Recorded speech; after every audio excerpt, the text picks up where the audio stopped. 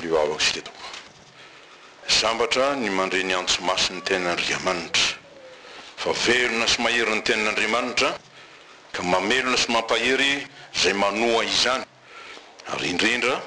mandroso amin'ny fanompona masina izay entsonao araky ny teninao Jesosy hoe lazaiko aminareo marina dia marina tokoa izay rehetra mino ahy ny asa ataoko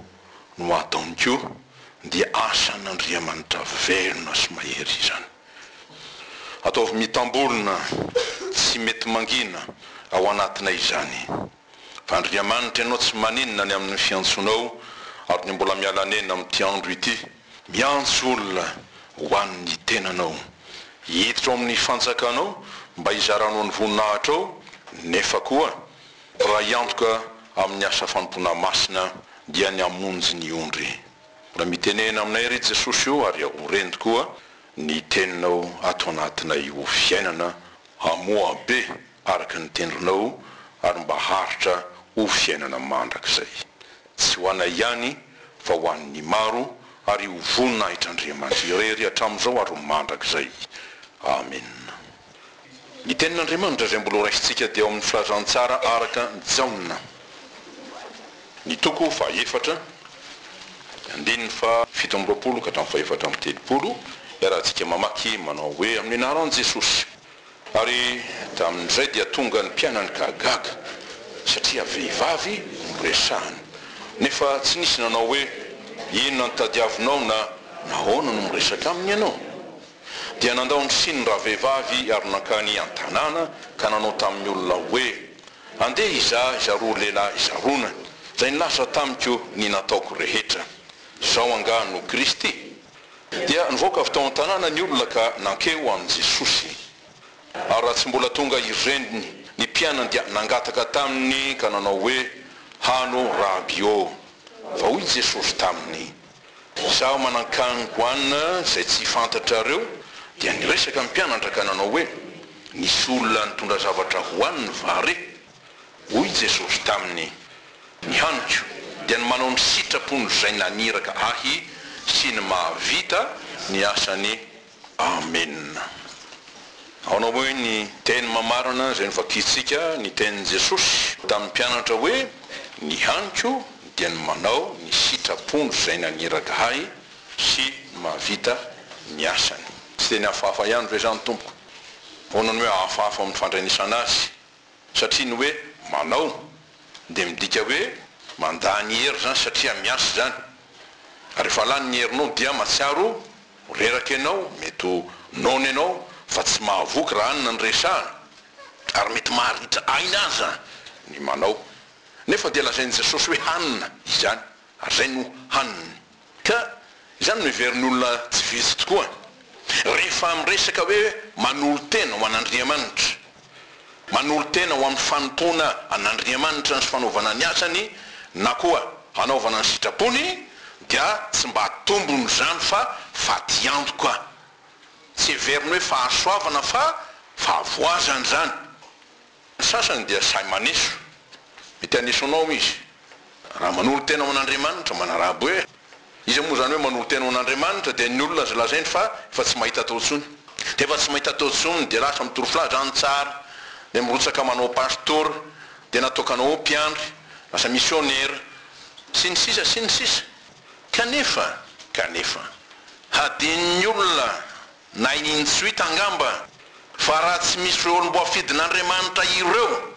mandany tenany, mandany heriny, mafoy ny androny sy ny zavatra rehetra mba hitorina filazantsara n'Andriamanitra, misy vanofamonjena? Tsy misy io. Ny finoana mahavonjy dia avy amin'ny toroteny ary tsy misy toroteny noray raha tsy misy ny mpitory ary tsy misy ny mpitory raha tsy nisy nantsoina sy ny rahana. Tsy misy afaka hanafaka ny fatoran'ny olona avan'ny egedy zany fahotana sy ny fanambolen'ny devoly. Tsy misy afaka hanambara ny filazantsara ny fampihavanan'Andriamanitra aminy mba handraisan'ny famelan-kery koa hitenenana amin'ny herin'ny tenin'Andriamanitra sy ny fahefany hoe amin'ny anaran'i Jesosy Kristy avy Nazareta anaka matokia voavelany elokao. Sarotra manao teny eso ny amin'ny olona izay antson'Andriamanitra. Ary satria ny asa-pamonjena zany no antony zao resaka zao ny atateraka izany no anangana Andriamanitra olona samihafa mba hanao ny asany. Sarobidy eo amin'ny masony io, tsy maty antoka sanatry na mahavoa ny manao ny asan'Andriamanitra sy ny fanompona azy. Na mety tsy mora ary zany, fa ao ny tena loharano-pahasambarana, fahasambarana zay tsy takatry ny vola na arenina na fomba manao ary fahasambarana tsy mety ho levina mandrak'izay. Zay lazay ny soratra masina hoe mahasambatra kokoa ny manome noho ny mandray. Indrindra ny manome ny famonjena na mitoro ny famonjena, fizarana ny ain'Andriamanitra mba hanafaka zay tao anatin'ny gadra, tao anatin'ny onaona, latsaka tanaty lavaka, fiainana zay tsy manana fanantenana, io ny filazantsara. Ahoana ny tsy ahasambatra nitory izany? Fahasambarana tsy mba avy amin'ny tany tokoa izany, fa fahasambarana avy any ambony, ary zay avy any ambony dia ambony izy rehetra ho ny tenin'ny Jaona ao filazantsara. Omen'Andriamanitra feno be dia be zay mino sy manao ny asany izany. Ary ty izany mahatonga an Jesosy hiteny eto amin'ny mpianany hoe izaho manakanina zay tsy fantatrareo, satria tsy avy amin'ny tany zany. Zay ny 9:30. Ary dia azony ny teny tokoa ho an'izay rehetra mino sy manoza ny tenin'ny Tompo zany. Hiteny tahaka an Jesosy izy hoe fantatro tokoa Tompo, fa ianao nampianatra fa ny haniko dia ny manao ny sitrapony zay naniraka sy ny mahavita ny asany. Dia io ny joron'ny Paoly vavolombelona. Ao no izy efa niady tsara ny finoana, na hatanteraka ny fiazakazako a, nitahiry ny finoana. Ankehitriny dia omena ny satroboninahitry ny fiainana, tsy satroboninahitra ny fahafambaraka. Tsy misy ny fahafambaraka ao amin'Andriamanitra, fa ny fahafambaraka na fangahiaizana dia ho an'izay rehetra nandreny antson'Andriamanitra ihany nefa minimanentsy tadiny ka antaniny Tompo izy amin'ny fotoana hoe inona mba hanjarako taminao, satria tsy misy tompony ny fiainana isika fa mbola hadinina amin'izay men'Andriamanitra. Ny fotoka hevi-dehibe zay zohina amin'ny alalan'ny tenin'Andriamanitra dia ny hoe manao ny sitrapon'Andriamanitra mba havokatra ho an'Andriamanitra sy ny fanjakany. Zay manao izany no mandova ny fanjakan'Andriamanitra, mandova ny voninahitr'Andriamanitra ho fiainana mandrakizay. Arak'izany tsy misy hanina na sakafo hafa mahasolo ty hoe haniny fanompona an'Andriamanitra ity. Ry izany mazantsika azy. Ary tsaroana ny tenin Jesosy manao hoe mony aina tsy mihoatra noho ny hanina va. Rehefa zany dia ho izy inona no omen'ny olona ho takaliny ainy. Aza miasa ny tenin'Andriamanitra azo hohanina mety ho levina, fa ny hanina zay maharitra ho fiainana mandrakizay. Zay omeny ny zanak'olona ho anareo. Omeny io, omeny feno io,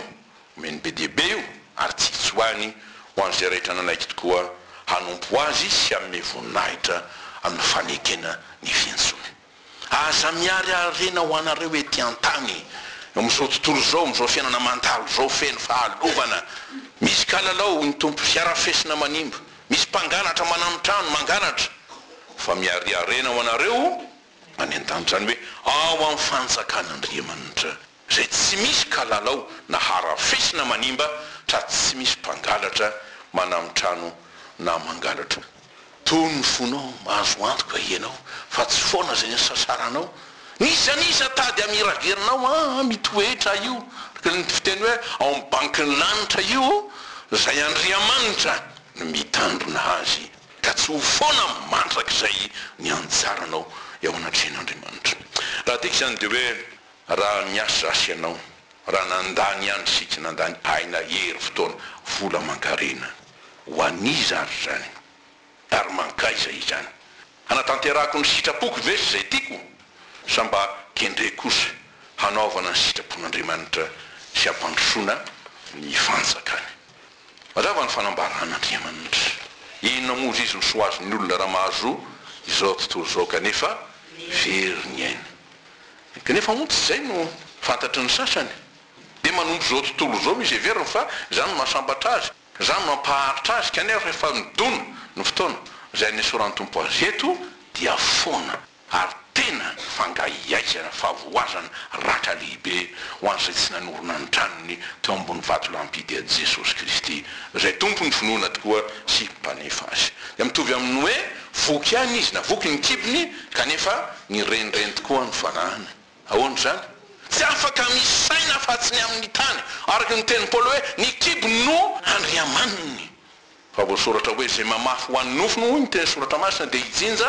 fahasimbana fahalovana io faravana avy amin'ny nofo tsy misy tombony nakely atra fa izay mamafy ho an'ny fanahy kosa dia hijinja fiainana mandrakizay avy amin'ny fanahy satria fanahanaina fanahy mahavelona ny fanahin'Andriamanitra ny fanahana hary zao rehetra zao amin'ny hoe misia ary io koa mbola fananananganan'Andriamanitra ny Jesosy avy amin'ny fahafatesana ary io koa mbola fanahanavozan'Andriamanitra zay rehetra reraka ampo ary mahatsiaro tokoa fa latsaka ankaterena tafasaraka amin'Andriamanitra nefa io ny fanahy zay nitenenan Jesosy hoe indro avosiko ny zavatra rehetra dia resy lahatra ny amin'izany hoe asan'ny fanahy masina atao aminy sy ny antson'Andriamanitra ho azy Paoly ambony indrindra zany ary azony tombony amin'ny fanompona azy dia nylobavy izy nanao hoe eny tokoa izy fa ataoko to fatiantoka avokoa ny zavatra rehetra satria mena azy mena amin'ny Paoly tsy izay tsy mena azy ny zavatra rehetra noho ny fioarany hatsara ny fahalalana ny Kristy Jesosy tompoko zay niaritako ny fatiantoka ny zavatra rehetra zany hoe nilaoza ny zavatra rehetra zay le hoe fatiantoko zay ny olo moa mieritreritra hoe dia lasa adalo Paoly koromofo zay misainany aminy kanefa araka le teny hoe aleo adalo amin'Andriamanitra mba ho indry dia ataoko taimboraka reny ho izy mba hazoko any Kristy zay nandiso amin'ny fihevitry ny saiko zay namitaka ay amin'ny fihevitry ny foko io ny ilonjako rena tonga azy laza hoe asiko mafy ny tenako izy mba tsy ho andevory ny ota zay atao anatiko dia nampahery ny Timoty zanany izy amin'ny hoe fanompona an'Andriamanitra na fankatoavana amin'ny fiantsony ho izy hoe raha misy maniry ny asan'ny mpitandrina ho izy dia maniry asa tsara izy le ataon'ny olona hoe tsy very koa manainao izy ny tsy mahalala Andriamanitra tsy nahafoy mandrakizay novinanaovina ny olony ary tsy namela ho afa-paraka na angayay niza nanaiky ny sitrapon'Andriamanitra ny mahavelona ary io na tonga ny Paoly ilazany hoe aoka avaozona ny sainareo amantaranareo ny sitrapon'Andriamanitra dia izay tsara sady angasitrana eo mason'Andriamanitra eo ary marina dikan'izay hoe zay mandeha araky n'izay dia mitoetra izy fa tsy mba angozo ozo ka ny hoe fitandremana zay lazain'ny Paoly hoe asa tsara dia ny fiandrasana tokoa ny ondron'Andriamanitra ny fizahana azy ireny tahaka n'ilay ondro ray very dia ny zahany dia ny fanangonana azy izy famiarenana azy ary ny famahanana azy ao amin'ny valan'ondron'Andriamanitra miseho ny voninahitr'Andriamanitra rehefa izay mataon'ilay mpanompo fa tsy sanatria ny fitandremana na ny fanompona ny tany na ny zavatry ny tany zay mitolevina moraloha ary mandalo vetivety tsy zany nitadiavin'ny Paoly na niazaka zany amono mbola tonga sasany mianatso ny fahalalana tady vola arena tapitrotra laza sy re arema olona mahavelona ve zany tsia everina mahavelona izany tsia tsy mahavelona na mahavonjy ny fanahy ireny fa vao mainka mandetika sy manaziko ny fanompona azy lasa fiteny moa efa tamin'ny fotoan'andro to mbola voiziny sasany le teny andavanandro hoe ny vola no mahino izy maharanga ny vola no maharanga ka olona mahantra fa tsy manan-karena ny manao toy izany satria andevozin-javatra izy dia ny hafa dia hoe rehefa tsy misy ny vola foana ny mahalela azy foana ny maha olona azy foana ny antony hahavelomany satria le endrika Andriamanitra tsy ao fa ny sampom-bola ny mamona ny fanompona izany zavatra olohoany zay ny mahameno sy manapaka ny fiainana sambatra kosa ianao ry havako raha manara roatra tokoa atao hoe andro tsy fiasana moa ny androany mba hitadiavana n'Andriamanitra hikatsanao ny sitrapony eo anao Jesosy sambatra ny nona sy mangetaheta ny fahamarinana izy nofokisana mangetaheta alala ny hevitr'Andriamanitra indrina ny hevitr'Andriamanitra ny aminao ny anjaranao amin'Andriamanitra dia ny anao ny sitrapon'Andriamanitra zay ny fahamarinana ao amin'Andriamanitra raha be eo aminao zay dia vokisan'Andriamanitra ny fahalalana azy ianao ary omeny toko tanteraka fa tsy amelanao irery izy fa rehefa niavana amin'Andriamanitra isika dia ataony tokoa ho mpiara-miasa aminy zany hoe manao ny sitrapony ary velominy amin'ny fanaovana ny sitrapony omeko voninahitra ho izy zay mame voninahitra ary miaraka amin'izany to teny hafahafa hoe Andriamanitra dia misahirana amin'izay izy misahirana ny aminy ary manompo izay manompo azy zay Andriamanitra amin'ny Jesosy eo na dia tompo aza ho izy eo aminareo dia toy ny mpanompo mba hamelona arak'izay sambatra isika raha voky ny amin'Andriamanitra voky ny tenin'Andriamanitra voky ny sitrapon'Andriamanitra voky ny famelan-keloka azy omeny voky satria ny fenona ny fanahy masina dia voky an' Jesosy zany voky an' Jesosy feno azy anjakany fiandrianana mirapiratany voninahiny Jesosy zay nanaiky ho faty ka namono ny ota koa ary ny fanamelonany ny ota teo amin'ny tenany Jesosy zay nanangana asianao amin'ny vovoky ny fahalovany tany raha nandray azy koa Jesosy zay mamboatra toerana ao fanjakany voninahiny hanesorana avy amin'ny toerana fahafambaraka sambatra satria olona no amarin'Andriamanitra zany olona no amasin'Andriamanitra zany fanakomeny voninahitra zany mpanompo zay ampisalorany tokoa ny sady voninahitra ny famarinana zay mahafoana mandrak'izay ny mahampanonta meloko ahay eo anatrehan'Andriamanitra solovava lehibe ary bisorona be manao fifonana ho fanamarinana ahy zay nandray azy ary nanaiky hanao ny sitrapony dia hoy tokoa Paoly rehefa nahazo an' Jesosy izy teritsika ary vavaky teo fa Kristy io izy no antony velomako ary na dia ny fahafatesana aza dia tombony ho any tombony fa tsy fatiantoko satria matiny amin'ny sitrapony izy matiny amin'ny fahalemena zay nankija azy izy io le nitaraina amin'ny Paoly hoe indrisy olona mahantra ho izy hanao nafaka amin'ity tena ny fahalemeko ity na azo an' Jesosy dia afaka fa Jesosy nanafaka azy dia nataon'Andriamanitra tokoa izy ho fanakasarobidy ho fitondrana ny anarany eo amin'ny maro jentilisa hoy zany ireo tsy nalala fa dia amin'ny maro dia niteny Paoly rehefa zay hoe tsy izaho intsony no velona fa Kristy no velona atao anaty satria nanaiky ny antson'Andriamanitra aho mba hanao ny sitrapony afaka amin'ny zidran'ny fivondrenako amin'ny fitiavan-tenako afaka amin'ny zidran'ny fanapahany sitrapoko satria ny tompo nanafaka mba azoko manao ny sitrapony dia azoko miteny ary zay ny tenin'ny Paoly na ny velomany dia io tenin'i Jesosy tokoa hoe ny haniko dia manao ny sitrapony zay naniraka dia ny tompo zany sy ny mahavita ny asany ary navita izany koa izy hatramin'ny farany ao na arak'izay ny amin'ity teny hoe ny haniko ity fa milaza ny omodiany hoe ny antony havelomany teny zany inona ny haninao dia mahavelona anao dia azo lazaina hoe manondro ny asa zay ataontsika zany na zay ilofosatsika mba andraisantsika fivelomana fa ny tena hevi-dehibe eto amin'izao tenin'Andriamanitra zao dia ny hoe ny haniko na sakafo mahavelola dia zay misy lanjany eo anatrehan'Andriamanitra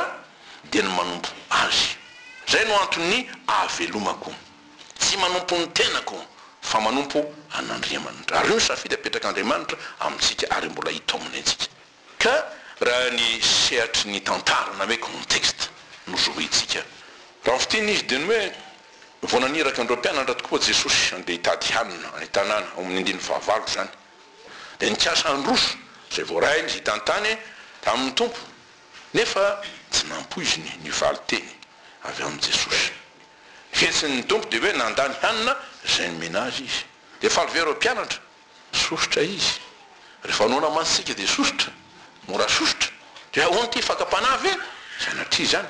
ny marina dia nahitan'ny tompo ny fondro mpianatra sosotra raha nahita fa vehivavy no nyresahany ary vehivavy nahazovana teo amin'i Jesosy nataony lehibe no ny anina zay nandrany raha teo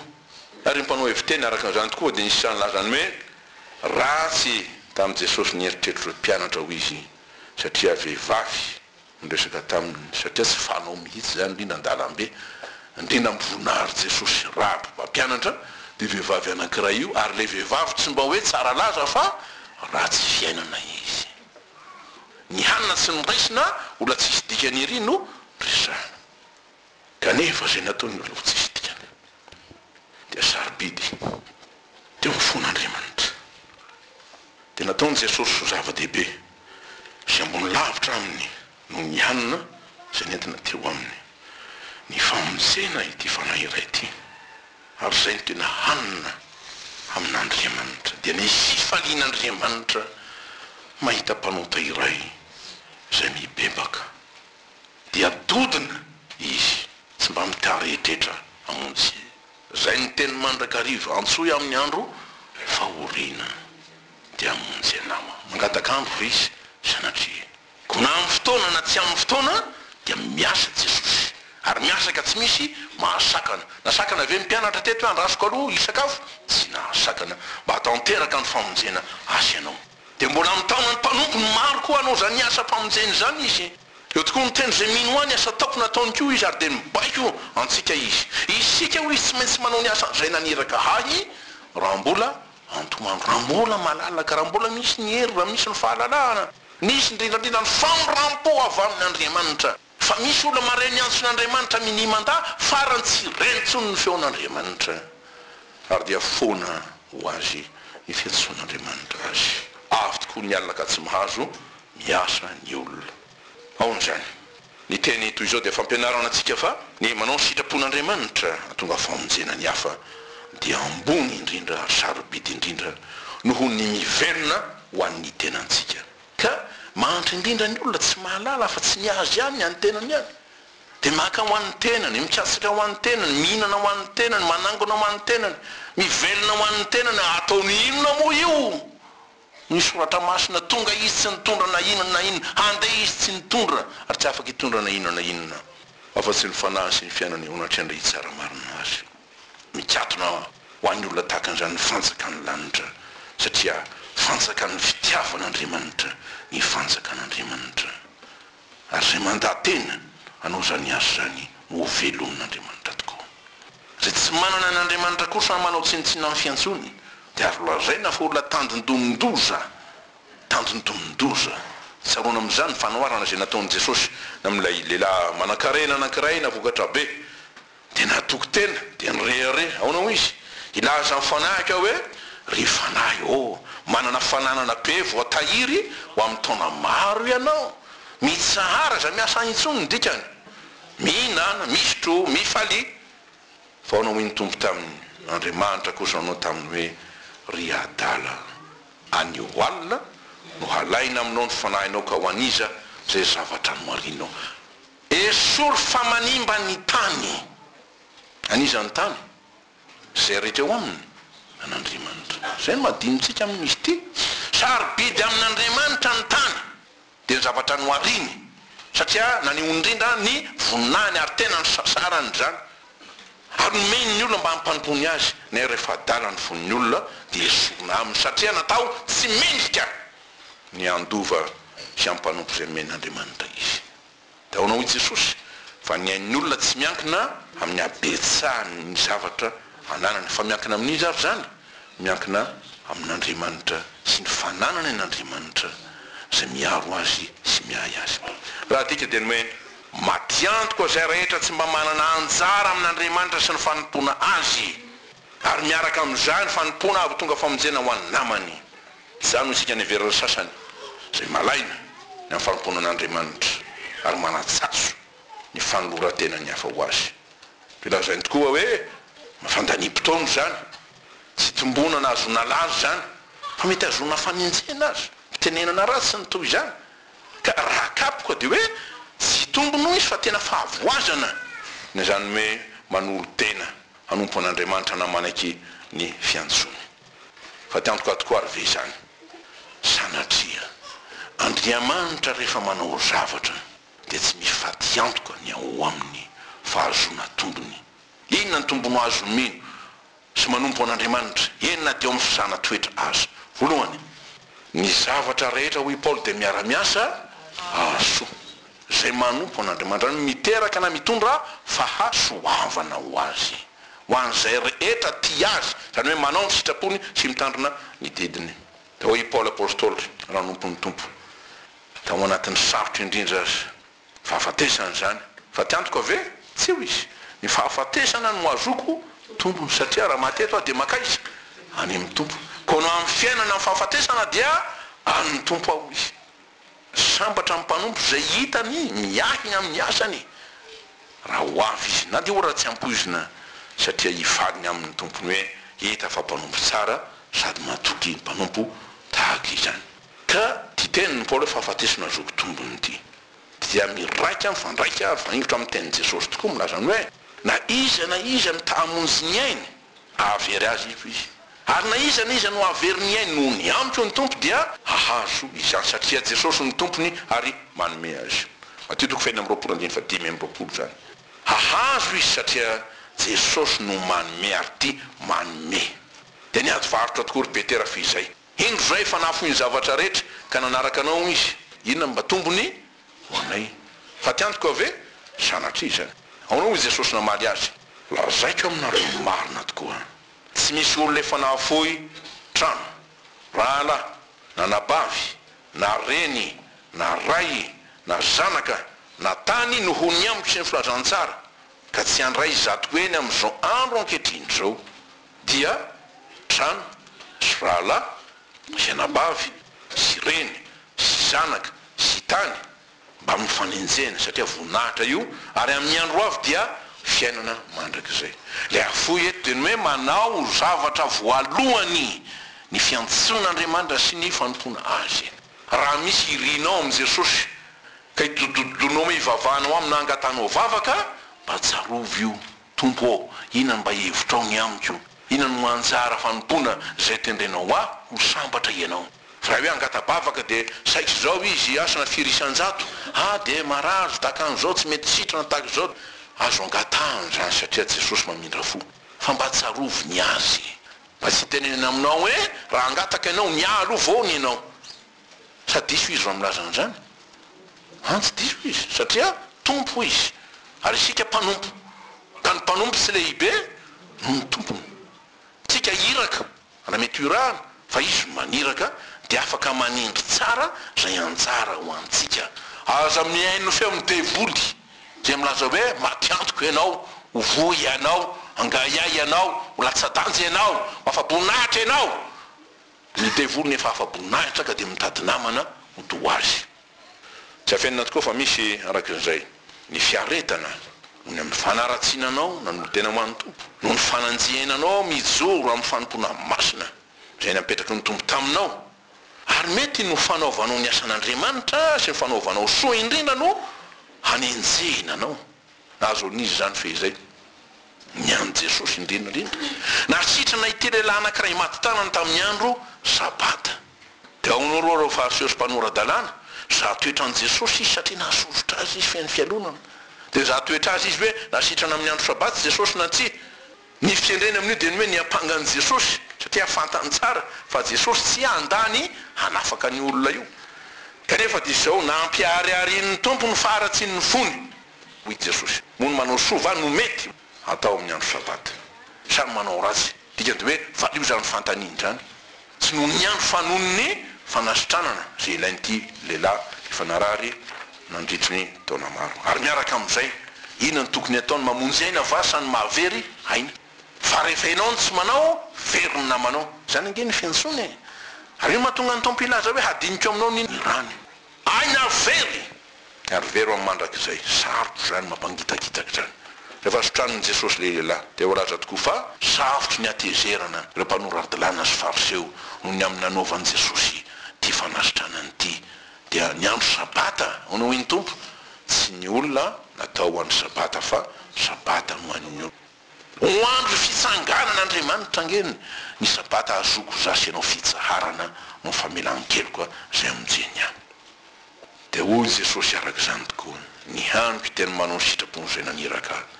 sy ny mahavita ny asany. Tsy misy hoe amin'ity andro ity ihany, amin'ity fotoana ity ihany, na amin'ity antony ity ihany, fa amin'ny fotoana rehetra, amin'ny antony rehetra dia mpamonjy tokoa izy. Ary io no nandraisin'ny lahatra ty vehivavy ty hoe andeha zaroa lehilahy zarona. Zao angano Kristy zany hoe raha misy voa iraka vosotr'Andriamanitra hitondra famonjena ho an'ny maro. Dia izy tokoa naneho zany tamin'ny asany. Misy ny fahavalon'ny famarinan'Andriamanitra sy ny fahatsarany. Ny anjara apetrany tao amin'ireo iraka zany zay ny rahany. Zany hoe tahaka nankalany zao tontolo zao aho izy no ankalan'ny zao tontolo zao anareo koa. Tahaka nitondrany Jesosy fahoriana dia ataony miaraka amin'izay koa sika ny anjara nefa tsy iny ny teny farany. Ary Paoly dia nijoro vavolombelona hoe ny fahorianay maivanao izy maivana. Ary io nampaherezany reo kristiana atao Efesosy fehizay. Zany mangatahako nareo mba tsy ho ketraka ny amin'ny fahoriako nareo izy satria natoky tsara Paoly fa hitondra voninahitra mavesatra dia ny fanjakan'Andriamanitra zay naorina eo aminy zany ny voninahitr'Andriamanitra zay nataony eo aminy ary aseho amin'ny alalan'izany ka raha ny fitondrako sy ny fitondranao fahoriana noho ny amin'ny fanomponan'i Jesosy no iseho ny voninahitr'Andriamanitra sambatra izaho sy ianao ary ny fahoriana ny jerena fa ny fiposan'ny